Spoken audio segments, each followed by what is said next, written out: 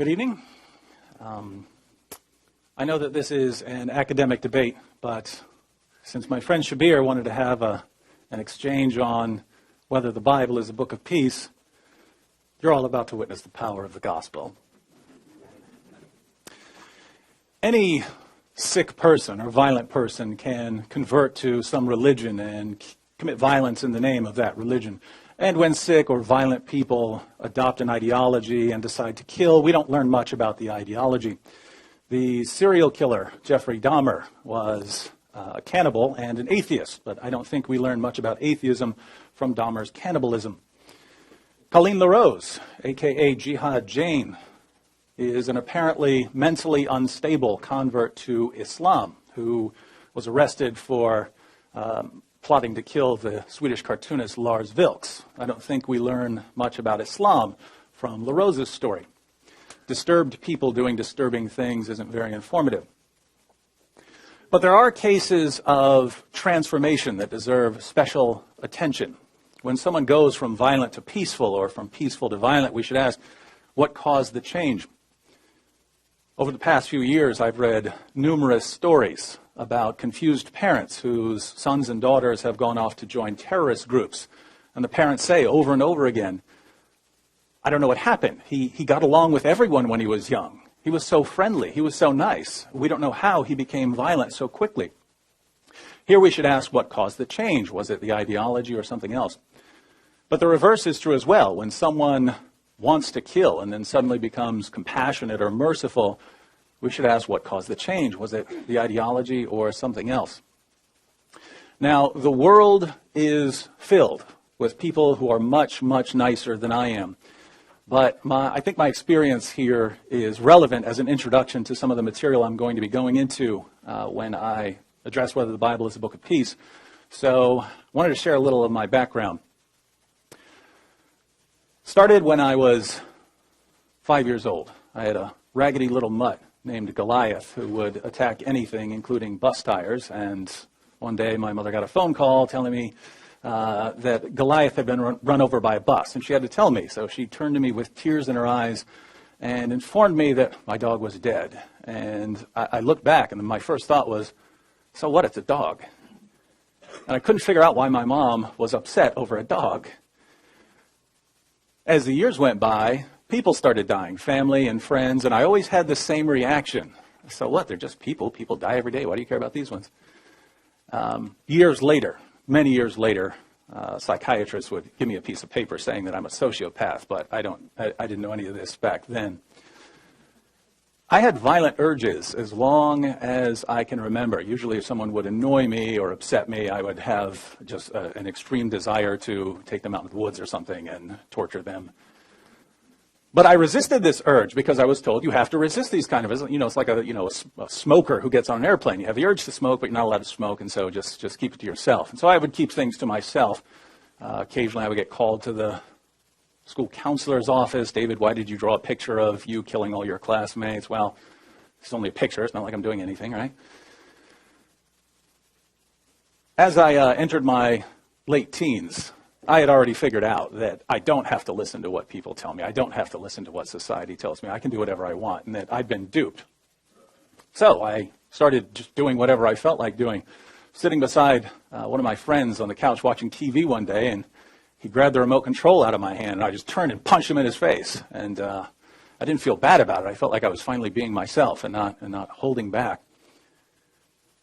A while after that, I got into an argument with my best friend at the time, and I hit him with a shovel and started choking him. And I just remember smiling in his face as his eyes rolled back in his head and bloody foam came out of his mouth. It was Thanksgiving Day of 1994. I hit my dad in the head with a hammer 7 or 8 times. So I ended up in a couple of jails, a couple of mental hospitals, and a few prisons.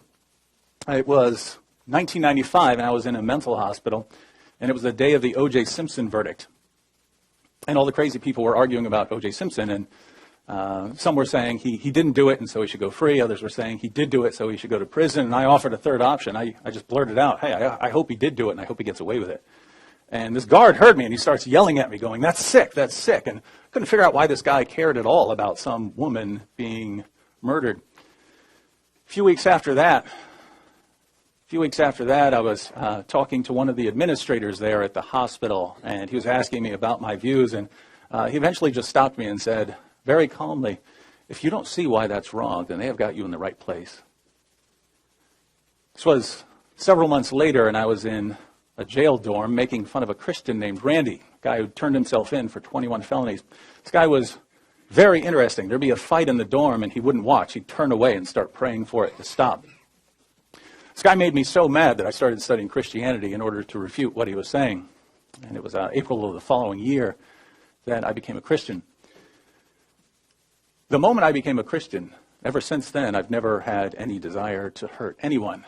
But I still wasn't a very nice individual, and I considered myself after that, I considered myself a horrible individual because of the things I'd done. A few years went by, and there was a fight in the prison I was at, and I broke up the fight, and I dragged one of the guys away to keep them separated. And the next day, I was walking, and the other guy who was in the fight stopped me, and he said, Wood, I don't mean to get in your business, but some of us were wondering what you did to get in here. We're thinking maybe someone disrespected your girlfriend and you defended her and hit him too hard and you got locked up for that. But we can't understand how someone like you could ever end up in a place like this. And all of a sudden I was thinking, wait, you guys think I'm nice? You guys think I'm good? Just a couple years ago, people were telling me that I'm sick and that I need to stay in a mental hospital. And now you guys think that the only reason I could ever get locked up is by defending a woman's honor? Sounded strange. But some sort of change had taken place in that time period. And what's interesting is that this sort of change has been going on for the past 2,000 years in Christianity. The gospel's been having this effect for a long time. When the 12 disciples decided to follow Jesus, they thought that they were taking part in what would eventually become a violent revolution against the Roman Empire. When a group of Samaritans didn't want Jesus to come into their village, James and John said, should we call down fire from heaven upon them? It's not very peaceful, but that shows you the temperament of these guys that were following Jesus. The Apostle Peter, when soldiers came to capture Jesus, Peter swung right for Malchus's head, tried to take his head off. Peter wasn't just trying to protect Jesus there. He believed he was striking the first blow in the final battle between good and evil. Not peaceful. But the apostles soon abandoned their violent intentions. In 1 Peter 2:17, the apostle Peter tells us to honor all people, not some people, all people. What happened to this guy that wanted a bloodbath? The apostle John, who initially wanted to see his enemies consumed by fire from heaven, declared in 1 John 4:8, the one who does not love does not know God, for God is love. It's a big difference. The apostle Paul, Saul of Tarsus, was a Pharisee who believed that Judaism had to be cleansed of all heresies in order for the Messiah to come. So if you wanted violent revolution against the Roman Empire, you had to cleanse Israel spiritually, and that's why he had to exterminate Christianity. If you wanted a violent revolution against the Romans, you had to start with violence against the Christians. After becoming a Christian, Paul wrote to the church in Rome, never pay back evil for evil to anyone. If possible, so far as it depends on you, be at peace with all men. If your enemy is hungry, feed him. If he is thirsty, give him a drink. He wrote to the church in Corinth, let all that you do be done in love. He wrote to the church in Ephesus, walk in love. He wrote to the church in Thessalonica, may the Lord cause you to increase and abound in love for one another and for all people. Not some people, all people. What happened to the guy who just wanted a bloodbath again? Now, what changed these men? I would say two things. First, Jesus emphasized love as the core Christian virtue. One day, Jesus was asked, what is the greatest commandment? He said, of course, in Mark 12, the foremost is, Hear, O Israel, the Lord our God is one Lord, and you shall love the Lord your God with all your heart, and with all your soul, and with all your mind, and with all your strength. And the second is this, you shall love your neighbor as yourself. But he goes on in Matthew chapter 5, to order his followers to love even their enemies. He says, you heard that it was said, you shall love your neighbor and hate your enemy. But I say to you, love your enemies and pray for those who persecute you. Love your enemies and pray for those who persecute you. Not surprisingly, Jesus would rebuke his followers when they weren't walking in love. He rebuked James and John for suggesting that they should call down fire from heaven on those who opposed Jesus. When Peter attacked Malchus, Jesus said, put your sword back into its place, for those who live by the sword will die by the sword. So he was pointing out that violence just leads to a cycle of violence. Muhammad is actually a perfect example of this. Muhammad was poisoned by a woman whose family had been killed during the invasion of Khaybar. So Jesus told his followers not to take this path. And then, by the way, he healed Malchus, a man who was part of a group that was conspiring to have him crucified. The second thing that changed the apostles was the gospel message itself. When you come to believe that God loves you so much that he entered into creation to pay for what you've done, there isn't much room for hating other people. I say from experience here, when I came to believe that God loved me in spite of what I had done, what business did I have looking down on anyone else? The Apostle Paul tried to destroy the church, Jesus' church. When God loved him and saved him anyway, how could that man ever look down on the Romans ever again? And that's why he could promote love towards everyone. If you're a Christian here today and you happen to hate someone, if you hate Muslims, I have to ask, are you out of your minds, given what we read? We can see the impact Jesus had on his followers almost immediately. On the cross, Jesus said about the people who had him crucified and were mocking him, Father, forgive them. They don't know what they're doing. You can see the impact of this on the first Christian martyr, Stephen, when he's being stoned. And he said, Lord, do not hold this sin against them. See the impact? Didn't want them punished. A young man named Saul was there watching the stoning of Stephen. Saul would, of course, become the Apostle Paul. More than 30 years later, as Paul was awaiting his martyrdom, he wrote to his friend Timothy, at my first defense, no one supported me, but all deserted me. May it not be counted against them. And people wonder how the members of a church in Charleston can forgive the white supremacists who came in there and opened fire. Why? Where did they get that kind of forgiveness? Is it from a book of violence? One of the earliest Christian writings outside the New Testament is from the early church father Clement of Rome. Clement of Rome writes about Christians who are actually selling themselves into slavery to give money to the poor. I'll go ahead and quote the passage, chapter 55, verse 2 of 1 Clement. He writes, we know that many among ourselves had delivered themselves into bondage, that they might ransom others. Many have sold themselves into slavery, and receiving the price paid for themselves, have fed others. How did people become so loving that they would willingly sell themselves into slavery to feed the poor? You don't see that very often. For 3 centuries, Christians endured brutal persecution, and they never fought back. As the Oxford historian Robert Lane Fox writes, during their years of persecution, Christians are not known to have attacked their pagan enemies. They shed no innocent blood except their own. But we know that violence was eventually committed in the name of Christ. So what happened? Well, in the 4th century, the Roman Emperor Constantine had a vision. He was praying about an upcoming battle, and he had a vision of a cross with the inscription, conquer by this. And so Constantine concluded in the 4th century that he could conquer with the cross as his symbol. And from that point on, Christianity began merging with the Roman Empire, which had both positive and negative consequences down the road. Negative because the Roman Empire had a Roman Empire kind of way of dealing with things. You crush your enemies, you don't love them. But the impact of Christianity on the Roman Empire was unmistakable, and moral reform began immediately. I'll give you a couple of examples. When Christians began preaching the gospel, the favorite form of entertainment in the Roman Empire was the gladiatorial games. And people would cheer with glee as slaves and prisoners were forced to cut each other and hack each other to pieces for people's enjoyment. The floor of the Colosseum would be just swamped in blood by the end. And one of the favorite spectacles was cutting open one of the bears to see the undigested body parts of humans that were inside it after it had eaten some human beings. And this was the main form of entertainment. Christians were horrified at this violence, and they boycotted the games.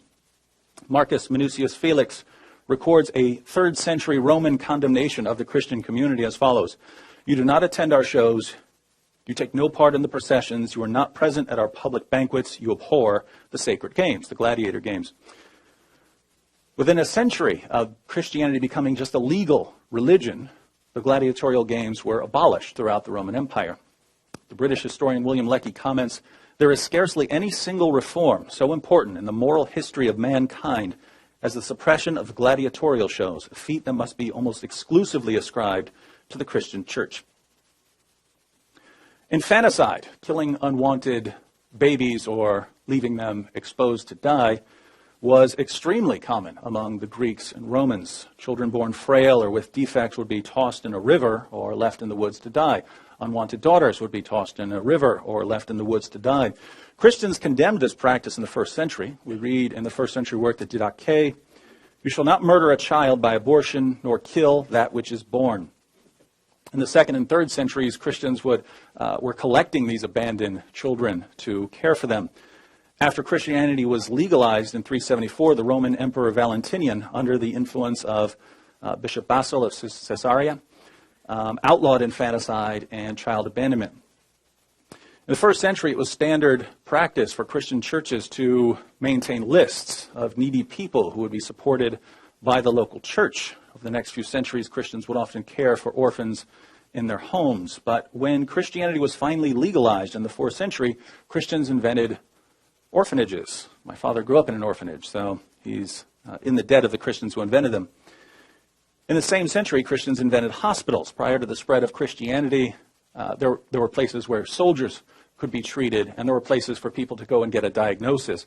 But the idea of a place for the public where people could go in and be cared for when they were sick, that didn't occur to anyone. It occurred to Christians. So if you've ever been treated in a hospital, you're in their debt. Also in the 4th century, Christians invented hospitals for the mentally ill. I suppose I'm in their debt. As the medical historian Fielding Garrison said, "The chief glory of medieval medicine was undoubtedly the organization of hospitals and sick nursing, which had its origin in the teachings of Christ." Now, we can go on, and I'm sure we'll go into more detail in the rest of this exchange, but when the impact of the gospel is so glaringly obvious, why are we having this debate? What could Shabir possibly say that would make us think that biblical commands like make every effort to live in peace with everyone, or always seek after that which is good for one another and for all people, must somehow mean kill people in the name of Christ? Well, if you want to turn the Bible into a book of violence, there are 2 basic routes you can go.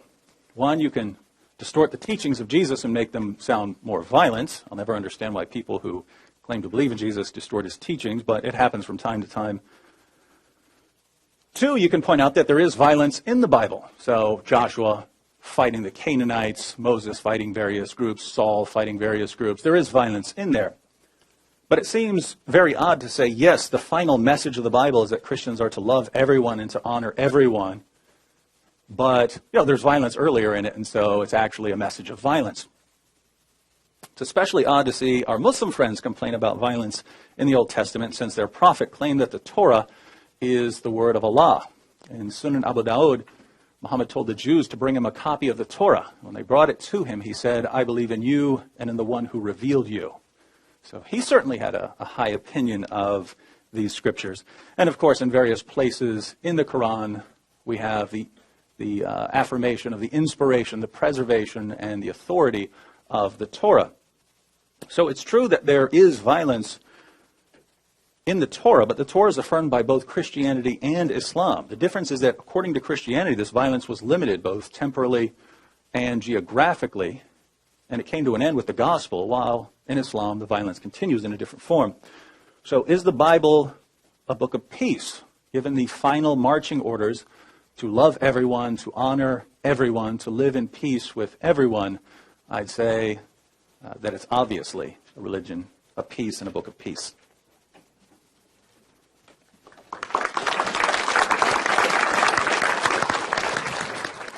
Hello, everybody. I begin again by praising our Creator and Fashioner. I ask Him to send peace and blessings upon all of His prophets and messengers. I ask Him to bless all of you here today, bless this beautiful city of Chattanooga, and bless all of your loved ones, all of us.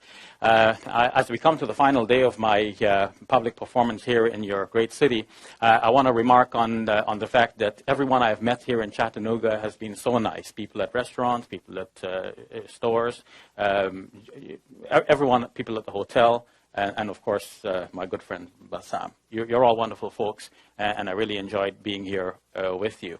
So, to the business at hand, tonight, is the Bible a book of peace? In order to answer that question, I want to go back to the criteria that I established last night to show the connectivity between what we're discussing last night and what we're discussing tonight. So we don't deal with each book in isolation, but we want to have common principles based on which we can evaluate both books. Otherwise, as I said last night, it's anyone's call. We don't like a certain thing, so we say we don't like it, and then we invent our own reasons why we don't like that thing. And the thing we like, we invent different reasons for why we like that thing. But can we come to common ground and have common criteria for the two books? This is what I tried to establish yesterday. And you will recall that when I dealt with that topic, I said, is the Quran a book of peace? And I answered that by saying I'm going to use 4 criteria. And the first criteria I said was, how does the book present its heroes? And I showed that the Quran presents its heroes as peaceful individuals. Even the biblical heroes, according to David, as you know, he said that Joshua and David are known for violence in the Old Testament. Well, a lot of violence, tremendous violence, genocide included in the case of Joshua. But when they are represented in the Quran, they're represented as peaceful individuals, or those who are shown to be associated with some violence. The total violence that is known from the Old Testament is not repeated in the Quran. So on the whole, the violence is either toned down or eliminated altogether in the Quranic presentation of these heroes. And that's very important, I believe, as a criterion. The second criterion I said is, does the book command people to live in peace? And I've said that there's a verse in the Quran that does that. David disputed that, but that's not our question tonight. Our question is, if this is a criterion that I used in looking at the Quran, how will that criterion be applied to the Bible, and how would the Bible fare in the face of that criterion? The third criterion, I said, is that the book should put together a legal system that would allow people to live in peace. We know that you cannot have peace without justice. So do you have a legal system in the book that allows people to know their rights and responsibilities so that everything is fair and square between individuals, so that people live in peace with justice? And the third is the just war theory that allows for, in the case that war becomes necessary, how do you fight a war? First of all, what are the stipulations before going into a war to be sure that this is a just war to get into? Second, when you're in the war, how do you conduct yourselves in a just manner? And third, at the end of the war, how do you repatriate and make things right, making sure that there's not going to be another war popping up suddenly, and that you have achieved the goal for which you set out fighting a war in the first place, because you don't go into a war without proper goals, and now you want to make sure that it's all done. So that's just war theory. And I said last night that in my estimation, there's nothing in the Quran that actually goes outside of these parameters of just war theory. And my challenge to David was to find something in the Quran and show that this goes outside of just war theory. And he did mention something, but I don't want to relive that at the moment. If he wants to bring that up again, we'll deal with it, or if we have time, we'll deal with that as a separate issue. But our main topic tonight is what we come to now. Applying these principles, how do we evaluate the Bible? Now, to elaborate on my just war theory, I drew on a book by Professor Darrell Cole from Drury University. His book is entitled, as you can see, why is it that my presentation is not up? Hold on.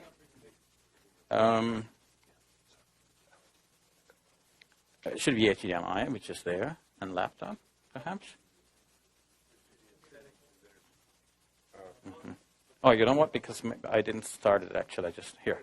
Okay. So to go back over very briefly, I started out with this slide, and then I moved on. I said, okay, these are my points, but you've heard me, and there's nothing more to it than what you've heard. But I want to show you this book, and this is where we are.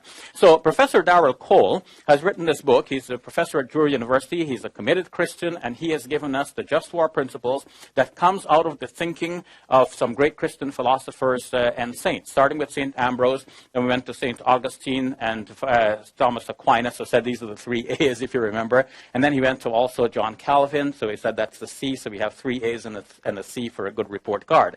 But then it didn't end there. The thinking about just war theory continued in the Middle Ages and late Middle Ages into modern times, and the update on that is given by Professor Andrew Wilson in his course book that is entitled "The Masters of War History's Greatest Strategic Thinkers."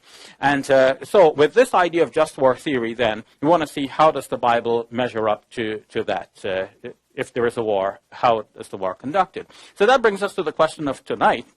After having concluded myself that the Quran is a book of peace, I want to ask the same question about the Bible. Is the Bible a book of peace? So to evaluate that question, rather than put my own bias into the question, let's go and use the same criteria, which I think to be fair criteria. Since I've applied that to the Quran, let's do that in the case of the Bible now. So the first criterion I want to look at, how does the Bible present its heroes? David has given us a rosy picture of the Bible talking about love, and that's true. And of course, Christians are loving people. And in fact, do you know that the Quran itself acknowledges that Christians are people characterized by love?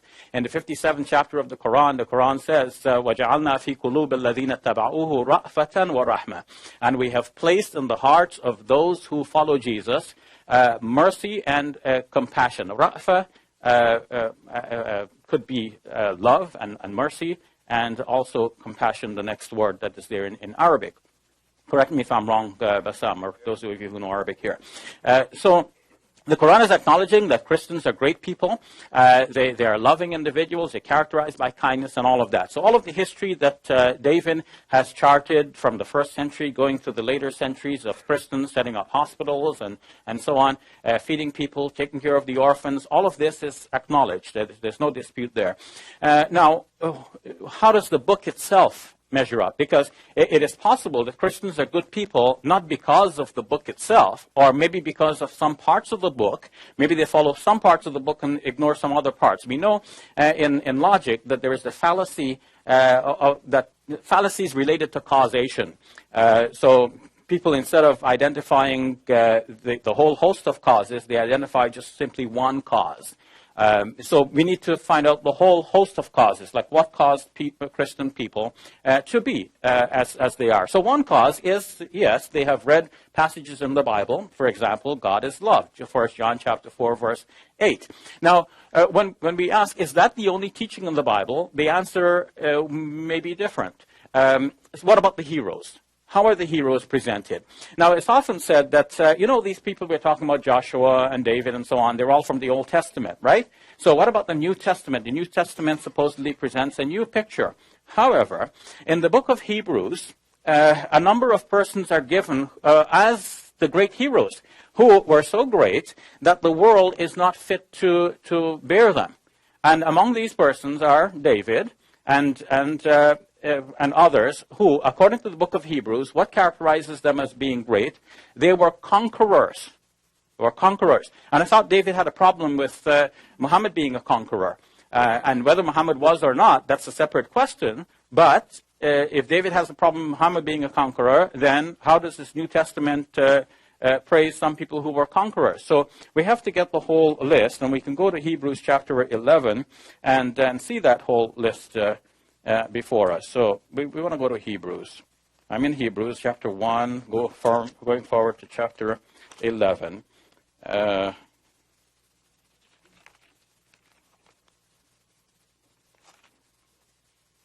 It's most embarrassing when you're looking for something and you can't find it, and you thought it's there. So in Hebrews chapter 11, starting with verse number 12, what more shall I say? I have not time to tell of Gideon, Barak, Samson, Jephthah, of David and Samuel and the prophets, who by their faith conquered kingdoms, and so on, until he goes to say that the earth was not fit to carry these persons. So I don't know that much about Gideon, and I don't know anything about Barak, except that there's a Barak in the White House.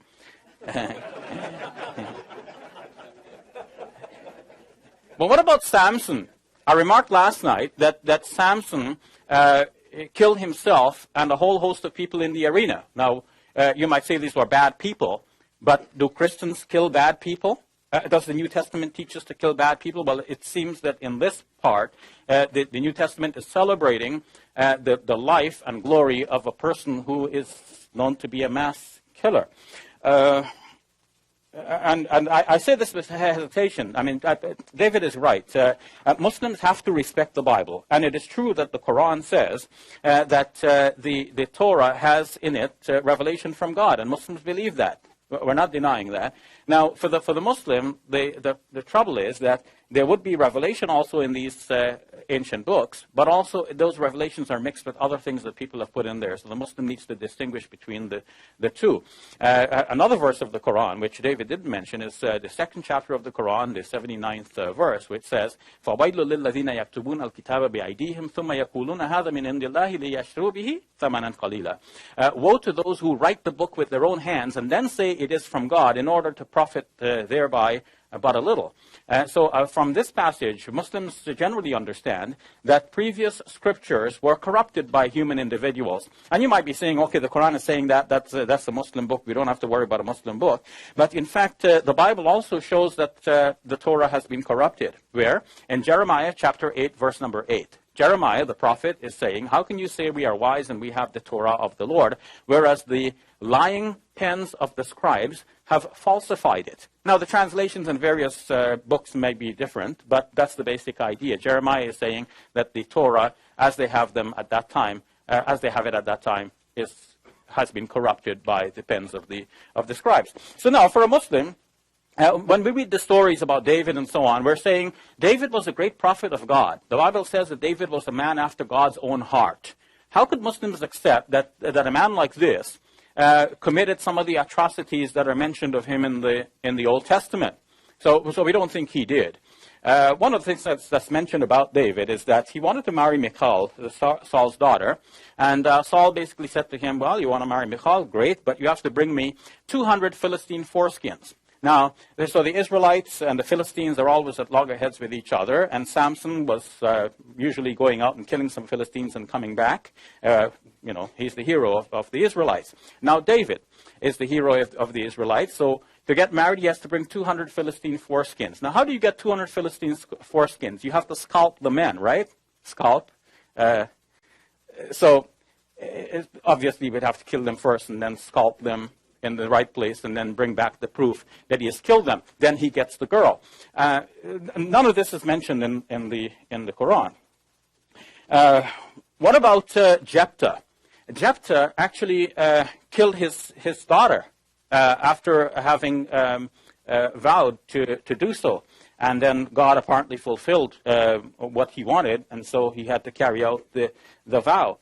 And it is interesting that the Quran actually prevents people from killing their infants. David was citing a Christian scholar who said that, killing infants is wrong.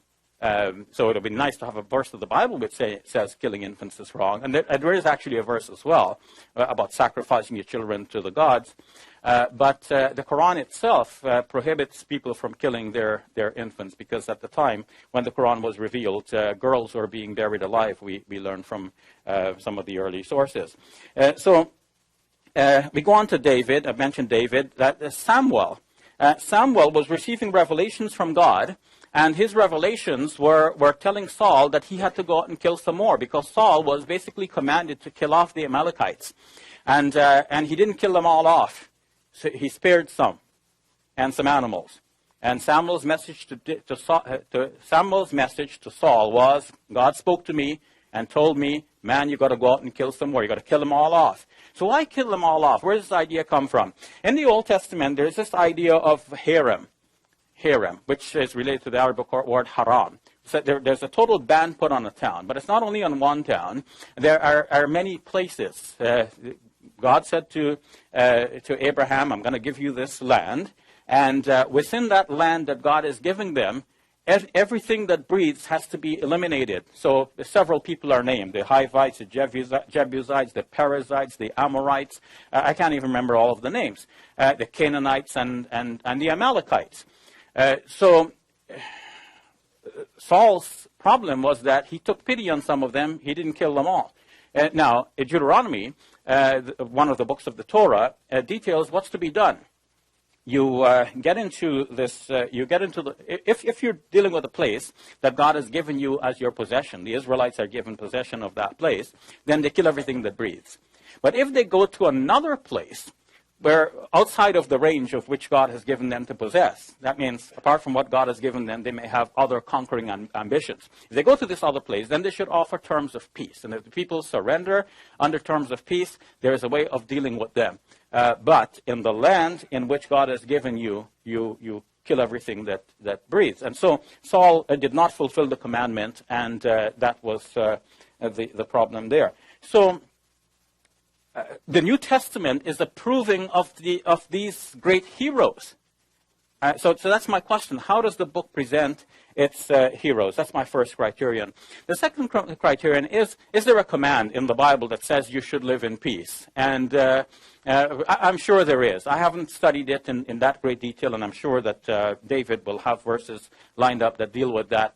There are many parts of the Bible that actually are very peaceful, and when we acknowledge that. So I'm going to move on from that criterion. I will say put a star there. The Bible, it has flying colors right there.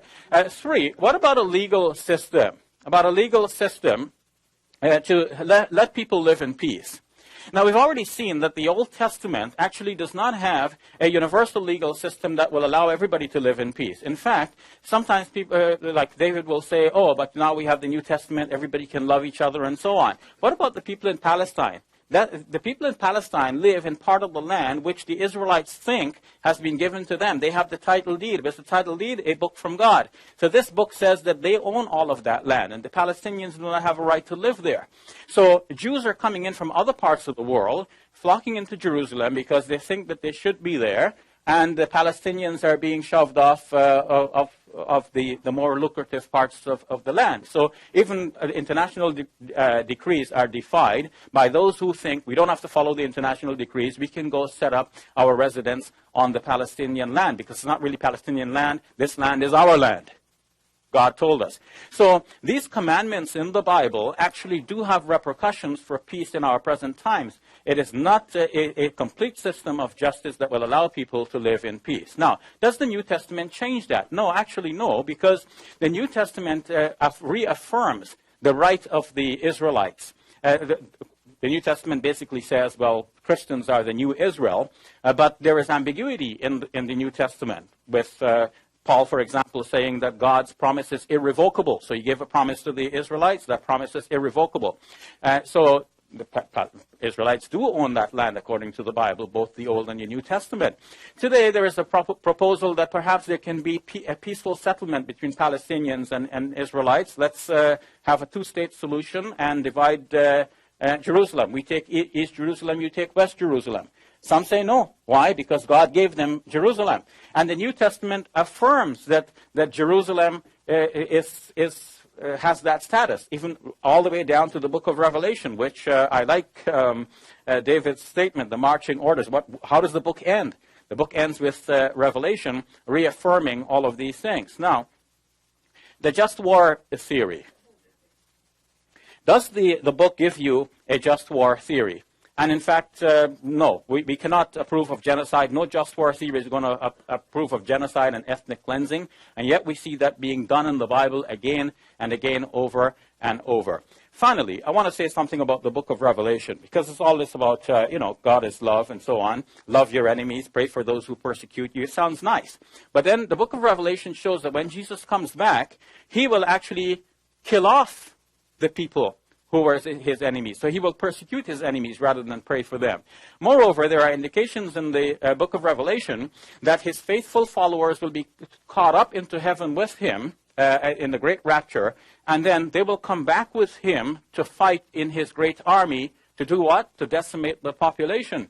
And it is interesting that in the book of Isaiah, in chapter 63, God is shown with his clothes bloodied after he has stepped over the dead bodies of his enemies.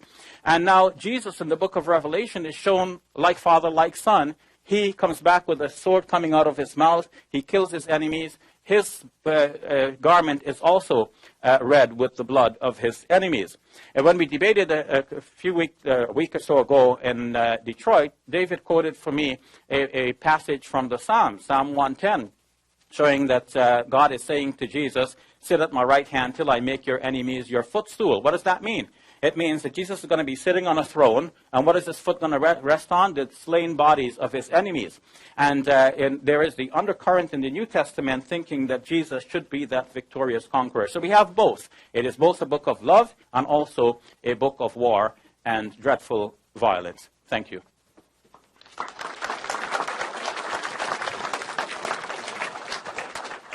In my opening statement, I drew attention to the impact the Bible had on the early Christians and on the generations that followed.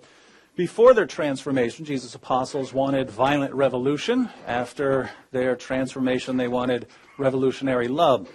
Some of the early Christians took this revolution to such an extreme that they started selling themselves into slavery in order to feed the poor. Within a century of becoming a legal religion, Christians had outlawed infanticide and the gladiatorial games, and they had invented orphanages, hospitals, and mental hospitals. And that's the impact of the gospel, and Shabir didn't dispute most of this. But according to Shabir, the Bible is not a book of peace.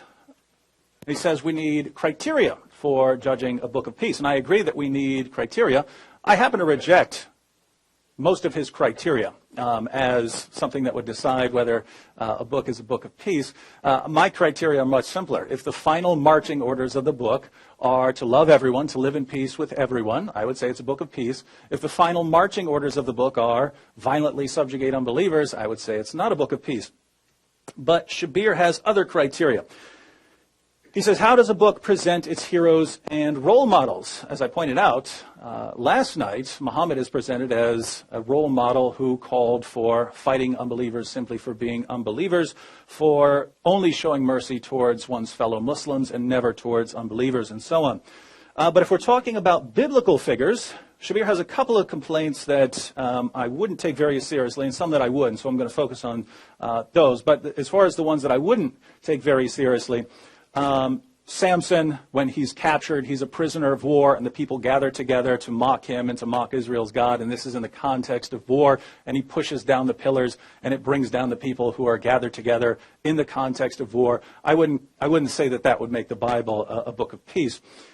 David, during a context of war, being sent out to kill Philistines and bring back proof of how many he had killed. This is a context of war. Jephthah killing his daughter, I wouldn't consider this much of anything. The judges in the book of Judges are not great moral figures, and they're not presented as such. I mean, Samson's running around with a prostitute. Jephthah makes a hasty vow and then keeps the vow. Nothing involving God as affirming what he did. Now, Shabir says that I condemn Muhammad for conquering, and so why don't I condemn these other people for conquering? Well, I don't condemn Muhammad for conquering.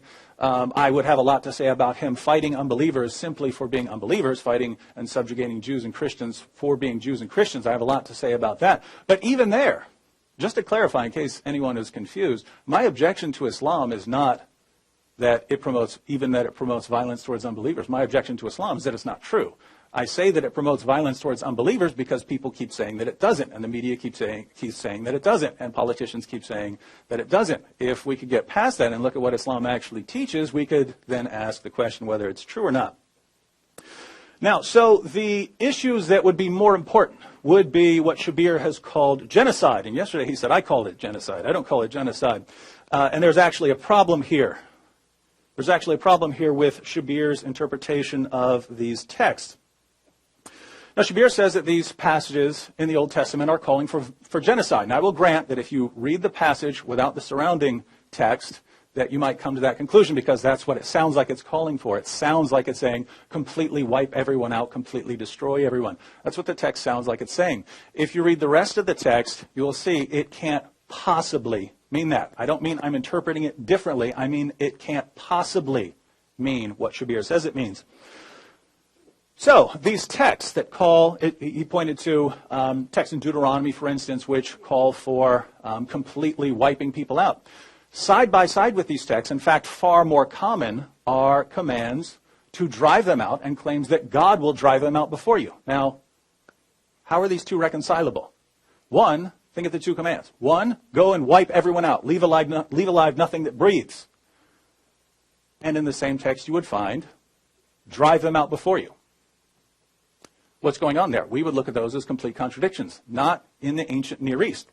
So let me give you an example. In Exodus 23:23, God says to the Israelites, my angel will go before you and bring you into the land of the Amorites, the Hittites, the Perizzites, the Canaanites, the Hivites, and the Jebusites, and I will completely destroy them. So they're going to be completely destroyed, right? They're destroyed and there's going to be nothing left, according to that text. Later, in the same chapter, God explains what he means. I will not drive them out before you in a single year, that the land may not become desolate and the beasts of the field become too numerous for you. I will drive them out before you little by little until you become fruitful and take possession of the land. So what's going on here? God says he's going to drive them out little by little, and yet he says he's going to destroy them. Those sound like completely different things to us. Not in the ancient Near East. I'll give you another example of the problem here. All the groups that are said to be destroyed appear later on in the text. If they're destroyed, if they're wiped out, if nothing has been left alive, how do these groups all appear later in the text? So for instance, we have the commands to go and slaughter everyone in the book of Deuteronomy and Exodus and so on, side by side with passages saying that God's going to drive them out. Then in the book of Joshua, Joshua goes city by city, and it says that he completely does what the Lord says. He completely wipes them out, nothing left alive. And then we have everything summed up for us in Joshua 11:23. So Joshua took the entire land just as the Lord had directed Moses, and he gave it as an inheritance to Israel according to their tribal divisions, and the land had rest from war. So everything's done. Joshua had done what God commanded him. That would mean wipe everything out, if that's what the text means, right? Why do we read in the very next book, first verse, after the death of Joshua, the Israelites asked the Lord, who of us is to go up first to fight against the Canaanites? I thought Joshua had already wiped out the Canaanites in accordance with everything the Lord commanded him. And then the first verse, right after his death, who's going to fight the Canaanites for us?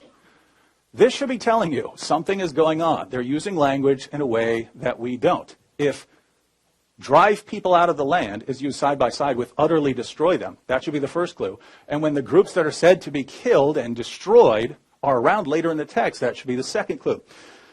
And we find the same thing with the issue of the Amalekites. So here's a passage. Saul is ordered, 1 Samuel 15:3, now go and strike Amalek and utterly destroy all that he has and do not spare him, but put to death both men and women, child and infant, ox and sheep, camel and donkey. So kill everything, right? And then it says, Saul did it, except he kept the king alive. So everyone is dead. All the Amalekites are dead except the king. And then Samuel kills the king. So now there are no more Amalekites, if that's what the text means. Later in the same book, 1 Samuel 27:8-9. Now David and his men went up and raided the Geshurites and the Girzites and the Amalekites. How are the Amalekites there? They were supposedly completely exterminated. The Amalekites show up again in 1 Samuel 30. Centuries later, they're still there during the reign of Hezekiah in 1 Chronicles 4. Still more centuries later, the main enemy of the Jews in the book of Esther is Haman, a descendant of King Agag, the king who was supposedly the last living Amalekite. What's going on with the text? Well, we happen to know exactly what's going on with the text because we can compare it with other ancient Near Eastern sources. And when we do that, we find that this is a literary device. If you conquered someone else's army, you use bragging rights of complete annihilation of them. This was meant to intimidate. This was meant to boast and brag about your God and so on. And it's a common literary device. We do something slightly similar. If your football team wins, you don't say, we scored way more points than them. You say, we massacred them, we slaughtered them, we butchered them, and you didn't do any of that literally. That's how we talk. They just took it to another level. And notice, it has to be that, unless you think the authors are completely insane, and that they don't realize, hey, once I've said in my text that this group has been completely exterminated, I obviously can't have them showing up later in the text. So they're either insane or they're using a literary device, but we know it's a literary device. Zaini Zevit, professor of biblical literature at Northwestern and Northwestern Semitic languages, says when the composition and rhetoric of the Joshua narratives in chapters 9 through 12 are compared to the conventions of writing and conquest in Egyptian, Hittite, Akkadian, Moabite, and Aramaic texts, they're revealed to be very similar. And we find this from many others. We know what's going on here. It's called hagiographic hyperbole. You don't say, I beat them. You say, I completely slaughtered them and left nothing left alive. So, there is violence, there is an invasion, there is fighting, but it's not the genocide that Shabir calls for. Otherwise, they wouldn't be there later in the text. Shabir's second criterion. Does the book command people to live in peace? He said it probably does. I'll go ahead and make it certain for him. Since he quoted the book of Hebrews, talking about the heroes it puts forward and saying this puts forward heroes of violence, I'll quote Hebrews 12:14, says that Christians are to pursue peace with all men. Again, not some men, all men. Third, does the book give a legal system to govern life? Well, Christianity isn't about establishing a legal system. Jesus said his kingdom is not a kingdom of this world. He said if it were, his followers would be fighting to rescue him, but his kingdom is not of this world. As a general rule, if you take to heart, love your neighbor as yourself, that's going to work in a variety of contexts, regardless of the form of government. Now, Shabir complains about the Bible because he says that Jews claim that the Bible gives them the right to the land, and so since the Bible claims that Jews have right to the land, well, this is never going to allow peace. Let me read a verse of the Quran here, chapter 5, verse 32. Allah says, for this reason did we prescribe to the children of Israel that whoever slays a soul, unless it be for manslaughter or for mischief in the land, it is as though he slew all men. This says he revealed to the children of Israel, if anyone makes mischief in the land, what land would that be? Is it A, China, B, Chattanooga, or C, Israel? The Quran says God gave them the authority to carry out Jewish law in the land of Israel. So if he has a problem with that in the Bible, well, he just once again condemned his own text. And finally, Shabir says, if war becomes necessary, are the book's teachings consistent with just war theory? Now, it's simply amazing that Shabir is appealing to just war theory as developed by Christians in order to condemn the book that led to just war theory. There were some earlier writers, such as Cicero and so on, who gave some principles of just war theory, but the full-fledged just war theory comes because Christians were in the Roman Empire, and again, the Roman Empire still had a Roman way of doing things, and Christians wanted to make sure that they could reconcile the passage in Romans 13, which says that governments are instituted to punish wrongdoers, but to keep those consistent with Christian principles of loving your neighbor as yourself and loving your enemies. And so these were harmonized in just war theory that, yes, there are times when war is necessary for the state, but that you need to do everything you can to keep it in line with these principles. And Shabir appeals to this to then condemn the book that gave rise to it. So he's kind of indirectly there admitting that it's the Bible that produced this, and therefore the Bible is a book of peace.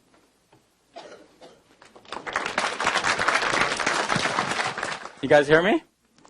All right. So that was very interesting, David. I'm glad that you finally engaged with the criteria that I presented. So I want to see what David has to say about these criteria. First, about the heroes. David is saying, well, we won't take Samson seriously because he was operating within a context of war. He was a prisoner of war. Yet, when I went to Sunday school and we colored drawings of Samson, we came away thinking this is the great hero with that, here, if it gets cut off by Delilah, then he's rendered powerless. So, want to be a hero like Samson. The question is, how does the book present its heroes?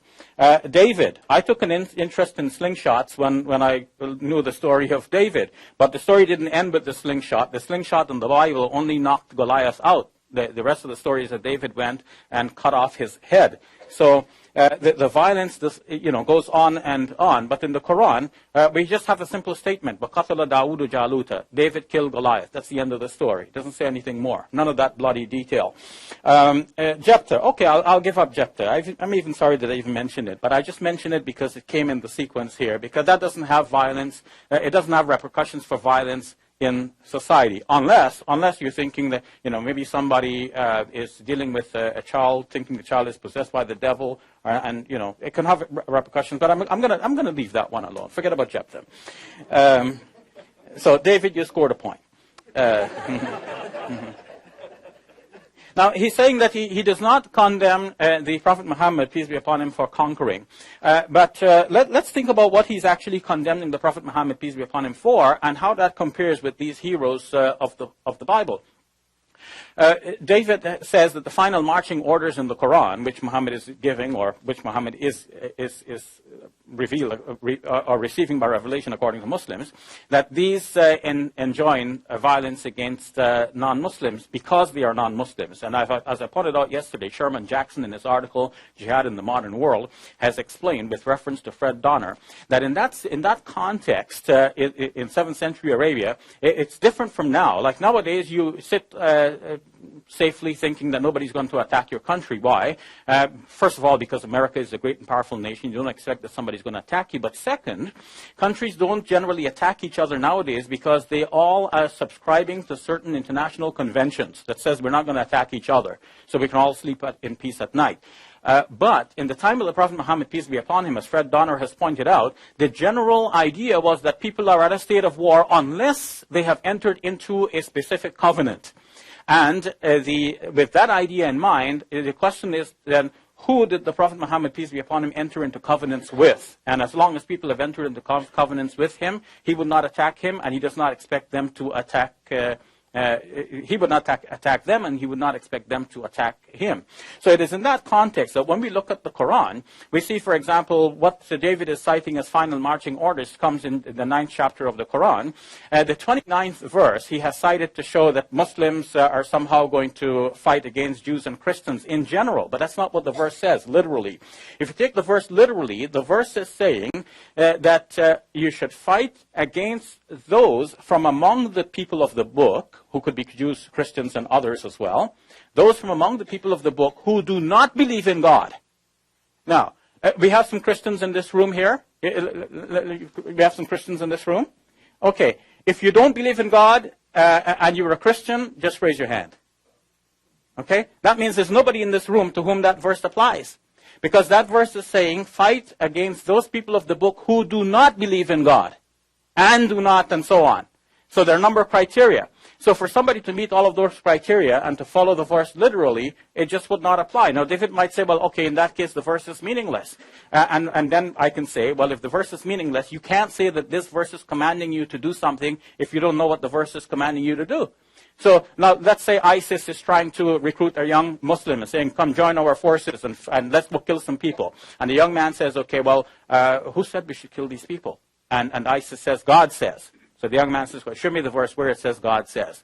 And then the verse doesn't actually say that. So the ISIS may say, well, that's our interpretation. Well, okay, say it's your interpretation. So the same book might be interpreted by somebody peacefully and somebody else violently. But is your violent interpretation coming right out of the book, or are you putting it into the book? In this case, it's clear that they're putting it into the book. And David is going along with those Muslim scholars who have actually read it that way. They did read it in a violent way. And so David is right in that sense, in that he is relying on some Muslim scholars. But as we've seen last night, David has his own agenda. He's not relying on the Muslim scholars like a Muslim relies on the Muslim scholar. The Muslim is relying on the Muslim scholar because the average Muslim doesn't know better, doesn't know the Arabic, doesn't know the history, doesn't know how Quranic interpretation has been done. And the average Muslim is going to follow those sacred books which they know from ancient history. In fact, I'm sorry, I said sacred because they're not sacred books. The commentaries by Muslim scholars are not sacred. They could be right, they could be wrong, and we know that as a matter of principle. But the average Muslim might even treat them as sacred. Yeah, these are great scholars. Yeah, how can you say anything critical of them? They must be right. And who are you with a newfangled doctrine? Maybe you because you live in Canada, maybe because you were educated in a modern Western secular university. That's why you have these ideas. But I say go back to the text. Well, we all know Arabic. The modern standard Arabic is basically similar to the Quranic Arabic. The Arabic has remained standard throughout the ages, fairly so, even though all languages evolve, so too does Arabic. And we can go back to the classical commentaries and see how did they reach that interpretation. Now, if you do this for yourself, go to an English translation of that verse, chapter 9, verse number 29, and you will see that they all have to put something in brackets to make it mean what they want it to mean. So Muslims should fight against Jews and Christians, all Jews and Christians. How do they do that? By putting things in brackets. But the verse itself says only those Jews and Christians who do not believe in God and do not believe in the life hereafter, which the Quran calls the last day, and so on. So to find maybe nowadays you might find some Christians who, they say they're Christians, but they don't actually believe in God. I know that. But if you think of 7th century Arabia, people were not affected by modern theories about the existence of God and so on, or the non-existence of God. So then, what we find is that David is actually distorting the Muslim scripture, and he's not the first to do it. Muslim scholars have done it before, for good reasons and with good intentions, and the violent extremists today are banking on that misinterpretation, and David is celebrating that misinterpretation because, as he admitted here last night, he is happy when, like ISIS, commits atrocities against people because that helps his evangelizing mission. Actually, he said that. Didn't he say this? David actually said this. David actually said this. I'll read you. I actually transcribed in my own hand what he said. I didn't think it would become necessary, but I was just interested. If you go to the recording of what David said last night, at exactly 1 hour, 31 seconds, and 1 hour, 38 minutes, and 38 seconds, this is what David said. He said, and he's referring to me. So Shabir said, I'm inserting Shabir. Shabir said that I actually like ISIS killing people because I can use that to win converts. Yes, ladies and gentlemen, you heard it here. I love it when ISIS goes around raping their captives and chopping people's heads off and crucifying them and blowing their brains out because I think that will really help me in my ministry work. I don't think so. I don't think so. I don't think so. So continue then. To continue then, this is a distortion. Now, he says he wouldn't call these acts of violence genocide. Why wouldn't he call them genocide? It's wiping out the whole people. Now, he says because this is a literary device, it didn't really mean genocide. It's just talking about wiping them out like we say we wiped out somebody in a hockey game. The only thing is at the end of the hockey game, there's only a little bit of blood from somebody's lips being hit. But what we find is that actual numbers of people and very graphic descriptions. When we sing round and round the walls of Jericho, but the rest of the story is that it says actually that Joshua went in there and killed everything that breathed. So maybe there's an exaggeration, but it is still the basic idea is that there's a vast amount of killing going on here.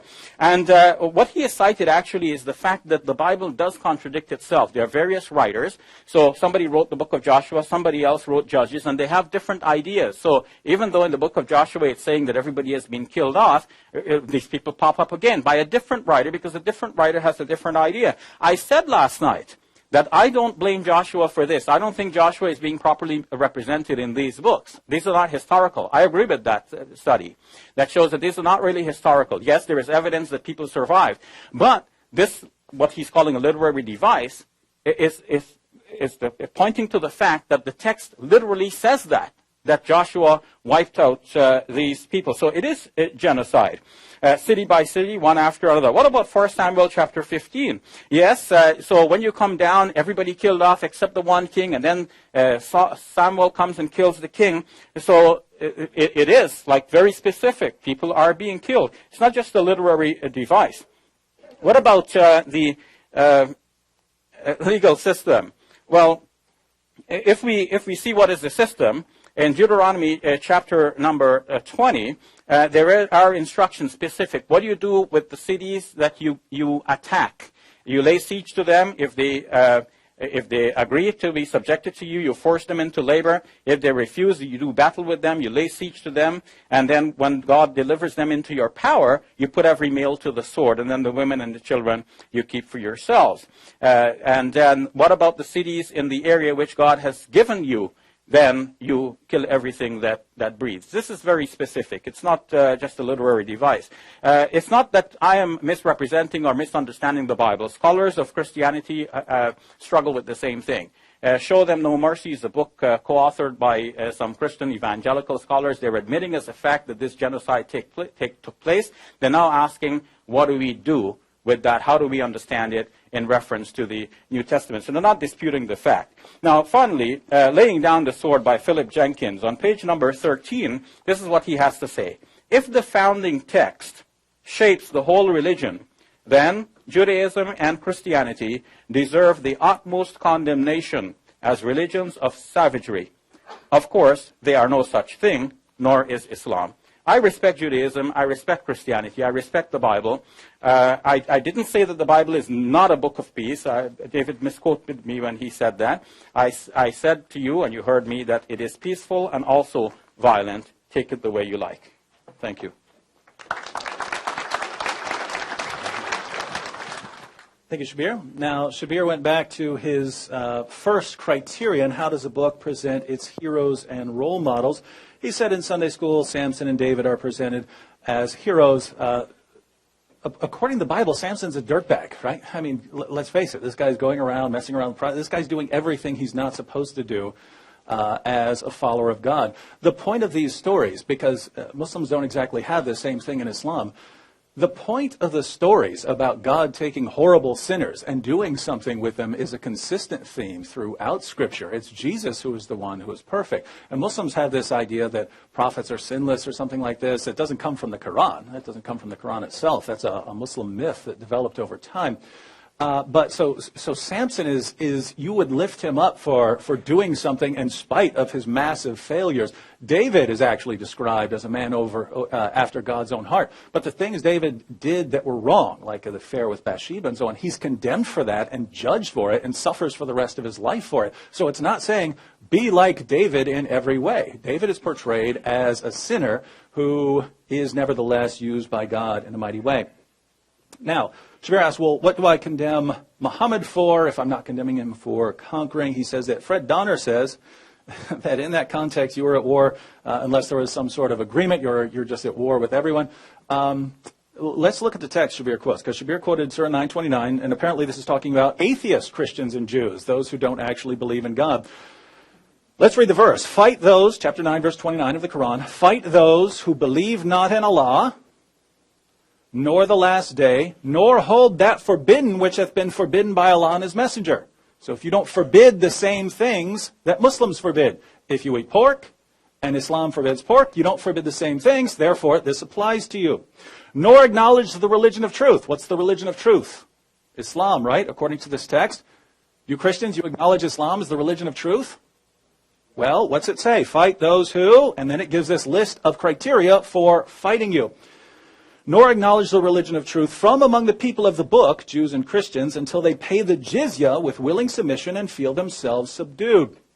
Now, if Shabir's interpretation is correct, Muhammad sure didn't know it, because Muhammad launched an offensive attack against the Roman Christians, and I'm pretty sure they believed in God. Now, it's ironic that Shabir condemns me for distorting the meaning of the text, even though he acknowledges there are many Muslim scholars who would agree with me. But given the distortion of my sarcasm here, Shabir, if you've never encountered sarcasm, it's a lovely Western concept. Now, Shabir says that, well, why wouldn't I call it genocide? Joshua took Jericho. Jericho's another perfect example, right? So we read the story of Joshua taking Jericho, right? Remember I talked about hagiographic hyperbole. If you conquered and defeated your enemy, you got these massive boasting rights as a mean of taunting others and so on. And this was, again, a standard literary device of the time. It wasn't considered deceptive. People of that time would have understand exactly what you're doing. The Egyptians did it. The Hittites did it. The Moabites did it. Israel would have been odd if they didn't do it. And so this is what we find in Scripture. But the Joshua taking Jericho is a perfect example, because what we know from archaeology is that Jericho was not a civilian town. It was a military outpost. It might have had some sort of inn or something like that, but it was a military outpost. There was no civilian population at Jericho. And so what do you have about Joshua going in and killing and wiping everyone out? Well, the same thing you have with the other stories of Joshua going and fighting places. What would have actually happened is Joshua goes out, fights the military targets, and once everyone, these are called disabling raids by scholars, once the military targets have been disabled, Then, of course, Joshua dies. It says he's done everything the Lord has commanded him. Why? Because that's what the Lord commanded him to do. That's what he meant by go up and do these things. And that's why I could say that Joshua's done. Even though it sounds like it's talking about extermination, you would describe those disabling raids as extermination using the literary devices of the time. How would you know? How would we know that it doesn't actually refer to complete annihilation? Again, very first chapter of the next book, which says Joshua's dead, now how are we going to deal with the Canaanites? They would still have to deal with the normal Canaanite towns, not the military targets. Now, Shabir says that all this proves is that these books are contradicting each other. We're not talking about the books contradicting one another. We're talking about these passages being used side by side. One, it'll say, completely wipe them out, there's nothing left. And then in the same chapter, or elsewhere in the same book, it will say, oh yeah, and they're still there. Or God's going to drive them out, even though they've been completely wiped out. Let me give you an example. In the book of Judges, right? First chapter. The men of Judah attacked Jerusalem and also took it. They put the city to the sword and set it on fire. So, no more Jerusalem, no more people in Jerusalem, right? Verse 21 of the same chapter. The Benjaminites, however, did not drive out the Jebusites who were living in Jerusalem. To this day, the Jebusites live there with the Benjaminites. So they took the city, wiped it all out. There's no one there. They burned it to the ground. Later, same chapter. But the Jebusites live there with them to this day. Can this be saying that they annihilated everyone? It can't be saying that. And if we go to the ancient texts of the Near East, we see this over and over and over again like a beating drum. Everyone does this. Now, that's about everything I detected as far as Shabir's response. So let me kind of put this together as far as differences in how we're interpreting these texts. So what are the differences between how I'm interpreting these texts, how Shabir's interpreting these texts, violence in the Bible, violence in the Quran, and so on? One, violence in the Bible would be limited geographically. Keep in mind, you're talking about a little tiny piece of land here. In Islam, it's a much greater area of fighting, and it's ongoing. And that's another difference. Violence in the Bible is limited temporally. Our final marching orders are, love everyone, pray for those who persecute you, live in peace with everyone. You can't get fighting out of that unless you're obviously distorting it. Final marching orders. You can say there's violence.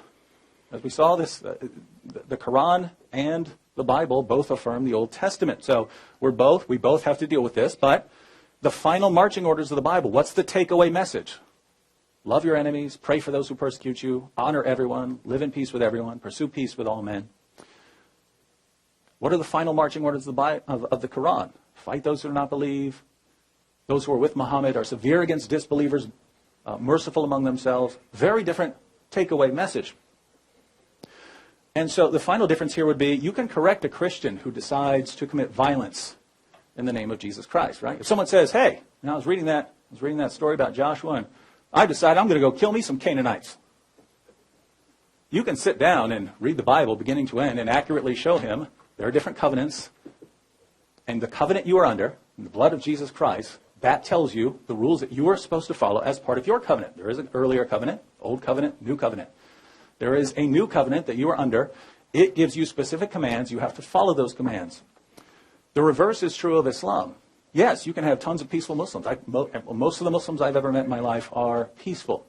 But if someone understands the Quran and decides, 929 is telling me to fight, you cannot accurately correct him because that is what the text is telling him to do.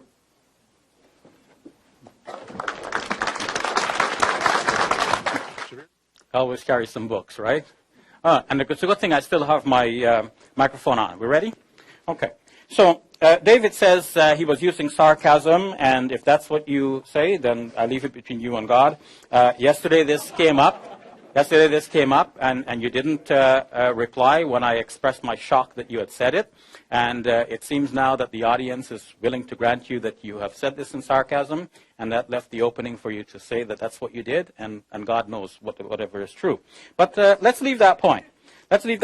He's saying that the passage that I referred to from the Quran, Surah 9, verse 29, which he calls the final marching orders. First of all, what is the end point of that passage? Suppose we take it that this means that Muslims should fight against Jews and Christians. It says until they pay the tax, which is called the jizya in the Quran. So that means if people pay the tax, then they can live with Muslims. And historically, this has happened. Non-Muslims have lived under Muslim rule. Muslims understood this passage to mean this. We fight them until they pay the tax. If they pay the tax, they live and they are protected. They become protected citizens. We are responsible for protecting them. If anybody attacks, they don't have to join the army and fight, but we will fight on their behalf. So it's give and take the tax, and we defend them. But he said that I am distorting the verse, where in fact he's distorting the verse, because the verse says, fight those from among the people of the book who do not do this, this, this, and this. So he picks one of the things, and he asks you, do you subscribe to the religion of truth? You say no. So now it looks like Muslims are supposed to fight you according to that verse. But no, the verse is saying, fight those who do not meet any one of these four qualifications. That's what it literally says in the Arabic. So if he shows that you Christians meet one of the qualifications or three of the qualifications, that means still that verse does not apply to you. We only have to disprove that it applies to you by showing that you do not meet one of the qualifications. And I've shown that. Christians believe in God. That's one of the qualifications. So you believe in God, the verse does not apply to you. It's very simple. That's literally what the text says.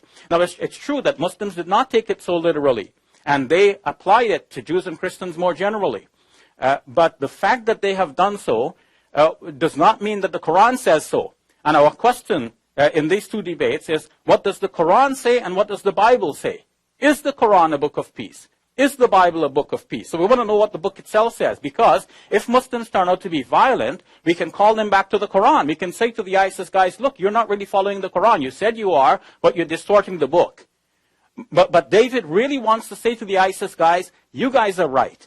And he wants to say to the moderate Muslims who think we shouldn't be violent, we shouldn't attack anybody. He wants to say to the moderate Muslims like this, no, you're not really following your book. And I'm saying to the moderate Muslims, you are following the book.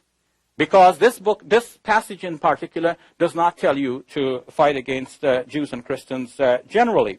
What it says now has to now be studied all over again, because the way in which it has been presented to us in Muslim history has been itself distorted. Now he says, well, it's funny that Shabir is talking about just war, whereas the just war theory came out of the Bible. Actually, that's not true. Just war theory did not come out of the Bible, although the saints that I mentioned did make reference to Romans 13. But Romans 13 presents a problem for just war theory. Remember how David spoke about the brutality of the Romans and the gladiatorial games? I thought the Hunger Games were violent. But the gladiatorial games, and think about more generally about what he said about the Romans and the way they crushed their enemies, generally. Now, Romans 13 is actually praising the Roman authorities and says that they're carrying the sword to act on behalf of God. Whereas it is the same Romans who, under whose aegis Jesus was crucified. So where's the justice in all of this? Jesus was unjustly crucified.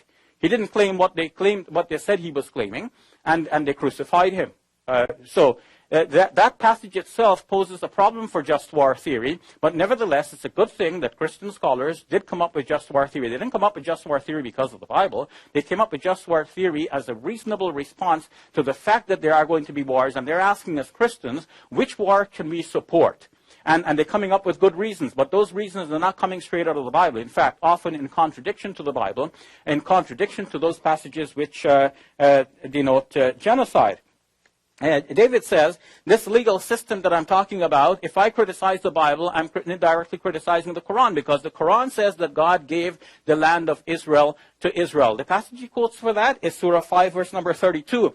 Just because God said to them, you must establish justice in the land, that means you own the land.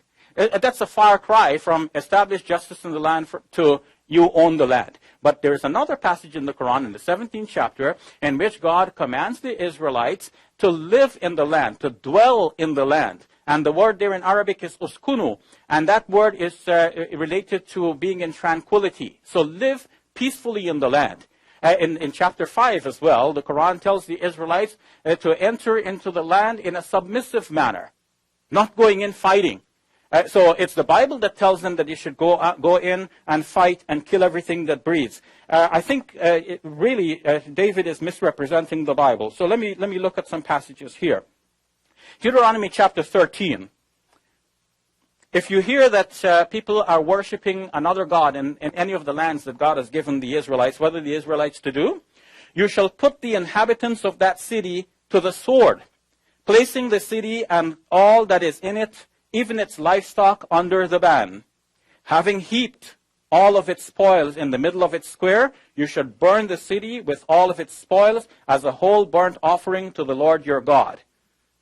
That's men, women, children, everything in the city, everything that breathes. You kill them all, you gather them into the midst of the city and burn them as a burnt offering to God, as the Jews used to offer sacrifices by animals to God. This is like a burnt offering to God. Specific numbers are given. In the book of Numbers, chapter 31, Moses and his team go through the Moabite lands, and then they kill so many that what's left behind are the virgins. How many virgins remain? 32,000 virgins. So if you think of the moms and dads and brothers and sisters who were killed, we don't even know the entire number. So this is not just a literary device. Yes, the writers think themselves to be violent. They think they want to represent their heroes as being violent, and that's what they did. Now we're asking, why did the Quran represent the same heroes? Why did this kind of atrocity about Moses get reproduced in the Quran? Suppose Muhammad was a violent individual and he's composing the Quran.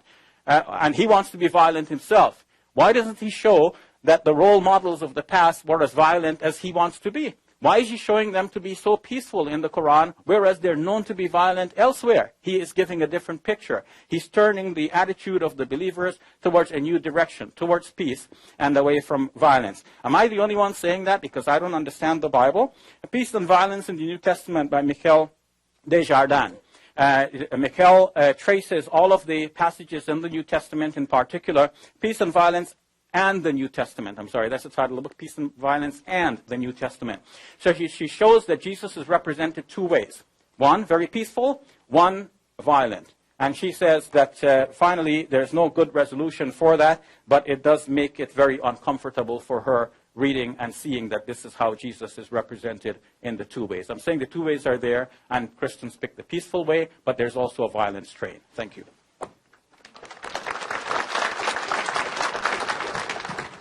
All right, well, all of this is coming together for a good summation. Shabir pointed out accurately that Jews and Christians do, at the end of Surah 9, verse 29, have the option of paying the jizya, in which case we won't be killed. This is an advantage we have over people who don't have scriptures from God, like the pagans.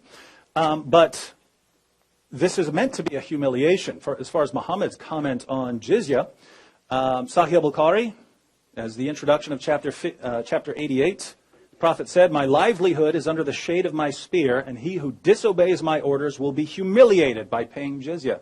So jizya is a sign of humiliation. That's why it says, feel themselves subdued. You're supposed to feel like you are a second-class person.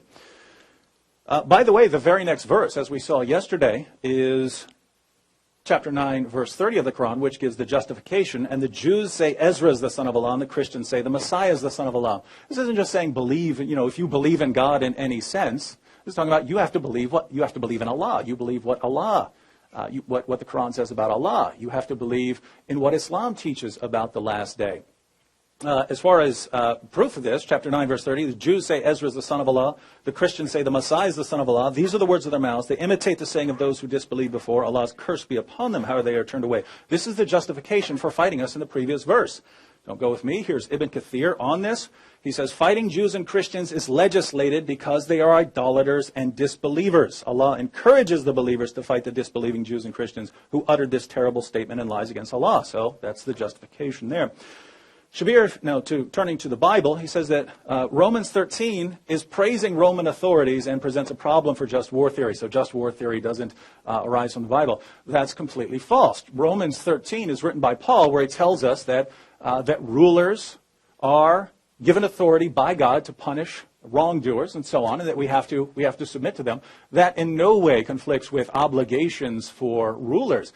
We see this from the Apostle Paul himself in the book of Acts chapter 25, when the Roman governor wants to hand him over. And Paul says, if I've done something worthy of death, I do not hesitate to die. But if I haven't, no one has the right to hand me over to them. He's talking to the Roman governor. I thought, according to Shabir, Paul believed you just, do whatever the government said. What is this? You have just war theory right there. Yes, you, government, you have authority. But you also have obligations to do the right thing. Put those together, that's where you get it. Now, Shabir cites Numbers 31 as the last example. I'm running out of time here, so I don't get to respond to everything. But Numbers 31 is another perfect example. The Midianites are completely wiped out, except for the women who didn't try to lead Israel astray by taking Balaam's offer of seducing the Israelites away and convincing them to worship other gods. Those women were brought into Israel. So there's no more Midianites, right? If we go with a literal interpretation of the text, no hyperbole, no hyperbolic rhetoric or anything, straightforward interpretation, there are no more Midianites. And yet we read, just a little later, here in the book of Judges, the Israelites did evil in the eyes of the Lord, and for 7 years he gave them into the hands of the Midianites. What Midianites? They're all gone, right? Because the power of Midian was so oppressive, the Israelites prepared shelters for themselves in mountain clefts, caves, and strongholds. The Israelites are hiding because there's so many Midianites. How could it be any more clear? Every example we're given of complete annihilation and complete extermination, all the groups that are supposedly exterminated are around later, and the passages are used interchangeably with driving them out and things like that. And so you'd have to say that something is going on with the text here, and it obviously is, and scholars know what it is because they have other ancient texts. And so, Shabir says the Quran tells Jews to live in the land peacefully. That doesn't change the fact that in 532 they're told they get to carry out Jewish law, Jewish penalties in that land. And so if this is a problem for the Bible, this would be a problem for the Quran. And so have we seen any reason to think that the Bible is not a book of peace? Again, is there violence in the Old Testament? Is there invasion of the land and so on? Yes, keep in mind what these people were doing. Their practices were child sacrifice and bestiality and so on. And God kept his people in Egypt for 4 centuries because he would not allow them to take the land until they were so incredibly sinful that he would put an end to it. And what did he do then? He had them fight their militaries and drive them out. So even here, in the most violent passages you have, it's certainly not as bad as Shabir makes it out to be. But then when we consider the final marching orders, love your neighbors yourself, pray for those who persecute you, live in peace with everyone, there's no way we can say with a straight face that the Bible is not a book of peace. And my microphone is still turned on. Ready to go, John? Okay, I have to turn it off unless we lose battery here. Okay, so finally, folks, I'm glad that we've come down to put our final thoughts together on what has transpired over the last 2 nights. I started out by giving common criteria by which to evaluate the 2 books. And to my estimation, David has not given common criteria. He has attacked the Quran from one angle, and he has supported the Bible from a different angle. So we need common criteria. You cannot attack the Quran for something that is there in the Bible, or even worse, in the Bible. We have genocide in the Bible. It's not there in the Quran. He says it's not really genocide. It's just a literary device. But in fact, the passages are very clear. Well, I've read to you a passage or one or more passages from the Bible which show that God is really clearly commanding this genocide. Now, did God actually command those genocide? I don't believe so. Does the Quran say that God commanded that genocide? No way. So the Quran is not contradicting itself. When the Quran is saying that the Jews had the right to practice the revelations from God and the instructions that came from him to enact justice on the land, so that does not contradict, God does not contradict himself by doing so. He's telling them to do the right thing. If later on their books are composed and then they do something that is wrong in the land, then this is their distortion of the message from God, and the Quran is not responsible for that. As for the Midianites, it's very clear. So many are killed and the rest are saved. We know the number of those who are saved. It's not a literary device. Clearly that there is some problem there. There is genocide, large amounts of people being killed.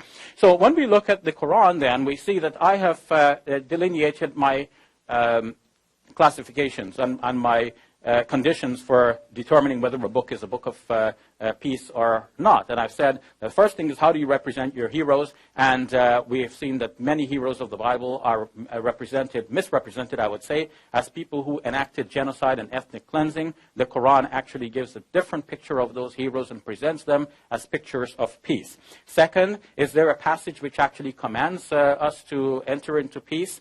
And David has cited Hebrews, and I agree, the many passages of the Bible teach us to live in peace. The Quran as well, I said, Surah 2, verse number 208, tells Muslims to enter into peace categorically. David disputed my translation of that passage. He said he's not familiar with any of the ancient commentaries that say that, but I've actually cited two. I've cited Az-Zajjaj, who said this, and I've cited Al-Qurtubi, who said that it literally means that, but we can't accept that. Basically, that's what he said, in essence. So that's what I've been saying all along. Muslim commentators have not accepted the message of the Quran, pure and simple as it was. They have turned the Quran into a violent book through their misinterpretations. Even though they were good and great scholars, but they were subject to their time and place and environment, just like I'm subject to my time and place and environment. What leads me to go back and research all of these things? Because of my time and place and environment, and certain circumstances and research material that is available to me now. I have a stick here which I've just plugged into my computer,